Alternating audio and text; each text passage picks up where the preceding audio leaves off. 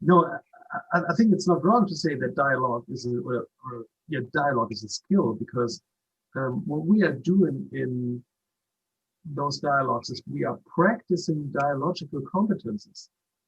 And we are practicing it in the first dialogue, in the second, and the third, and so it's an ongoing process. And you try to practice it that good that it's becoming your second nature. So you basically are not only doing this in the business context all of a sudden. Well, we're having better meetings. I can really understand your point of view, Peter, in the accounting department or something, but you also carry that competence into your private life, into your partnership, because that's becoming part of your nature. And that's why I think it's not wrong to say it's also a dialogical skill, because you're learning, and that's what it's about. It's about learning in the shortest version. You're learning as a whole person, or to become a whole person. Would you like to show us a little more of your slides, please? Well, sure. Yeah, okay. That's a little collection of pictures about the dialogue, very artistical, from Werner Ratring, which was a guy who was very much involved into the dialogical scene. Unfortunately passed away a few years ago. Well, that's just, you know, all that. This is the agenda for the dialogue round. We just implemented first the introduction with the essentials of the dialogue, then the dialogue practice as the core. After that, the reflection for each participant of the process. And what we inserted here was a harvest. So what are the 2 or 3 main points which you take out of this dialogue experience? That's kind of important, I think. In many dialogue settings, people tend to either forget the harvest or just leave it away consciously. I think in the business context, it might be important to do that, to have like a real result. Yeah, you know that slide about the eBBF and the values. And this is also one of the reasons why I think it's great that we are cooperating eBBF and our Art of Dialogue, because we have we're sharing those values. And that's why we can just, well, collect our strengths, which we have, and do something really, really good together. Yeah, as a little introduction to dialogue, here's just where the word is coming from. The root comes from the Greek, dia and logos. Dia means through, logos means word or meaning. So you could say the dialogue is a free flow of meaning around and through the participants. So it's like, if you're familiar with spiral dynamics, with the theory, you know, the spiral, the circles are becoming bigger and bigger. And you can imagine this is the meaning which is just moving in that spiral movement. Like a river of thoughts and fresh thinking. And if we could do just that in organizational meetings, that would be a blast. Like, you're coming out of a meeting and you say, whoa, that was fresh. I've seen different meetings already. Well, and the dialogue can be invigorating. Meetings can be memorable. Exactly. And I mean, if something is really meaningful to you, you will always remember that. You won't forget that like a book you've read or something. So it's because it's touching you, it's touching your emotions, and that's why you will remember it.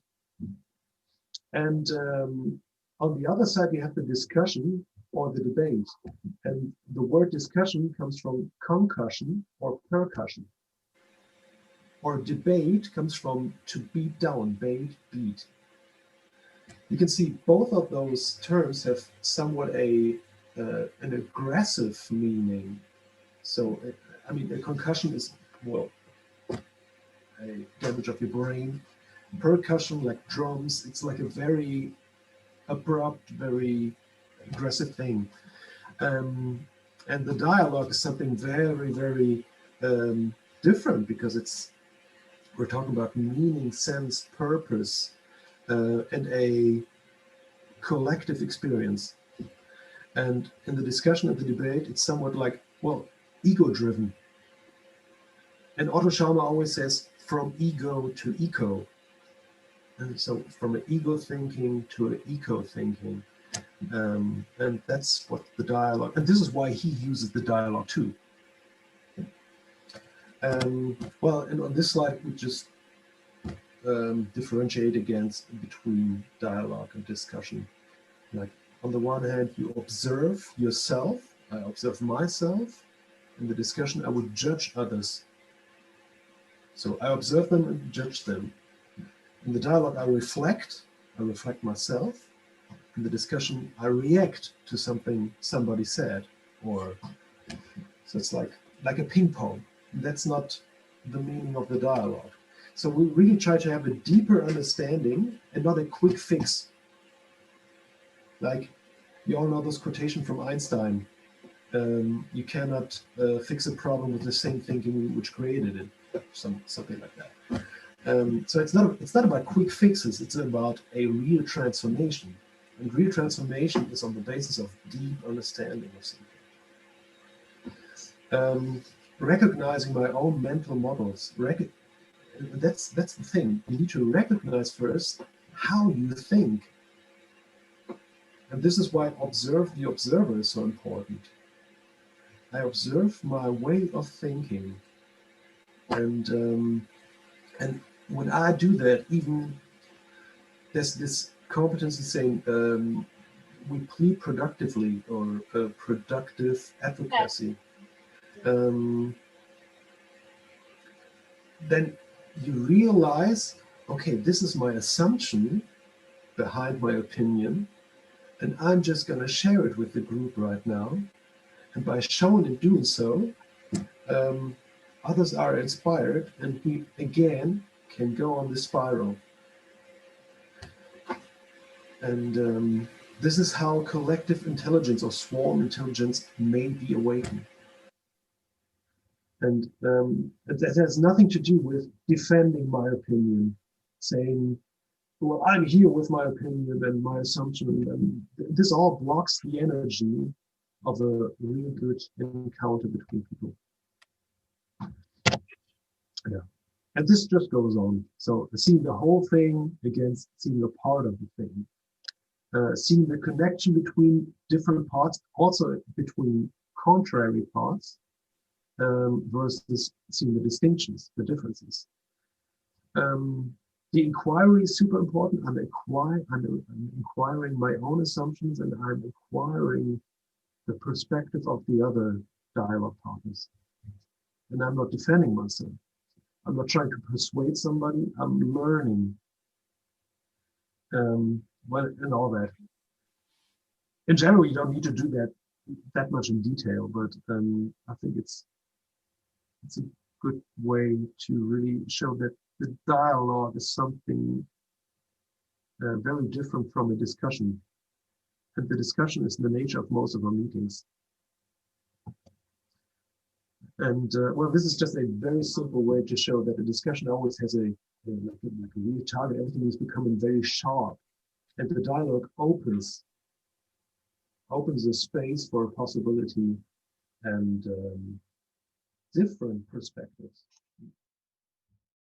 Yeah. Should I go on? Yeah, if you want to. Yeah, I can do that. You come to the competencies in the moment. All right. Yeah, we spoke about that already, but we try to make it a little more vivid. And I think it's interesting to see the history and the development. And it's not new. I mean, this is a very old idea. And what's interesting, especially for companies or for business cases, and in terms of, or maybe in comparison to what we said, it's esoteric or something. I mean, the former David Bohm, who was inventing the dialogue as a strategy for scientific thinking, I think it's a very, very interesting background. I mean, since he was a physics, and he was really looking for a method where he can brighten up thinking and brighten up, ideas, and not only looking on its own limited brain or limited possibilities. So he was the one who started to think about dialogue as a method for development in scientific research and in scientific processes. And today we're, and this is 20, 30 years ago, and so we're still in this path. And today, of course, we have with Thea Ryu and Otto Scharmer at the MIT recently research going on, especially with the part of the emotion. The emotion is something we neglected in the last 20 years in the research of education. It's brand new, actually. We haven't looked at the part of the emotion part, the emotional part, the feelings in learning skills in schools and universities and any learning context where there's a lack of research really on emotional parts. So this is something which comes adding the whole process today, which is very, very interested, and we are still not done with that. So so this is something that gives us more support on that. What we are doing is really the future, is something very, very new, and we really go on with that. And philosophically, it's interesting because it's really strongly connected or influenced by the constructivism and which is in the education, the adult education, a big influence on von Maturana, Varela, and Förster, Václavic, all the educational teachers. They reminded that we are systems, that we are learning in society, that we're not a linear but systemic learning systems. So this is that's a very wonderful combination to the dialogue idea. And of course, that's an attitude, and it's open to different approaches and ideas. And especially in this such divided world we're living in, I think that we need to have more tools how we can learn and teach in these new worlds, and where we have so many different opinions and positions as we realize today. So this is So this is maybe good to know that there's a strong history and a big background about that. Would you like to go on a little bit? So I would love to have us conclude this session for today. Okay. And just to finish, because we're recording this session for the people that missed it, and I will send it out. But as a follow-up to our next dialogue, which open space that we're going to have, my questions would be for us that we will discuss next time is, how does somebody know how to contribute to the dialogue? What is their role as a contributor to the dialogue? So we'll learn and talk about that next time. Mm-hmm. And then also my question is, do you see a different space now for role for women and the female emotional side of men, these qualities to play a role in finding new solutions using the dialogue? So it's very clear this came from based on science and reason, and I happen to see 3 men. So is there kind of, where does the female energy and qualities come into the dialogue? And I look forward to discussing this with both of you the next time. We will. Thank you for this inspiration. Super. Great. Thank you very much. Bye-bye, everyone. Thanks a lot. Well, I would say it almost like that, but I would say it doesn't have to bridge, which it does. It just has to be an integral part of education. So the dialogue should be part of everything. It's not a contradiction. It's not an a different thing. It should be just part of it. So we should learn dialogue in school. We should learn dialogue in universities and talk about different fragmented topics and subjects. But it's not nothing new or nothing which is just coming to us as a new method. It just needs an integral perspective. So, yeah. So that's why it's the combination and the inclusion of educational part is very important. Even if it's in training, in adult education, or in the schools, or former education, or whatever, it needs to be part of our educational thinking. And of course, it starts with children and with families and communication in their in the raising up people.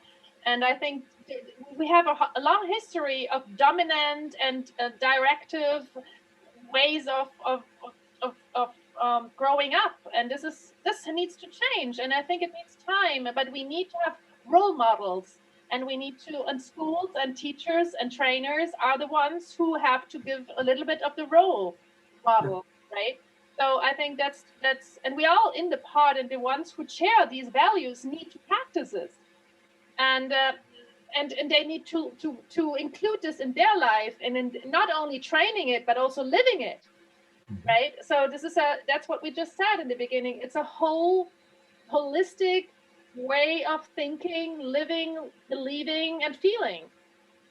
And so I really like the fact that you're saying dialogue is going to be an integral part of like business education, which has been very strong on the analytical part of analyzing knowledge and producing,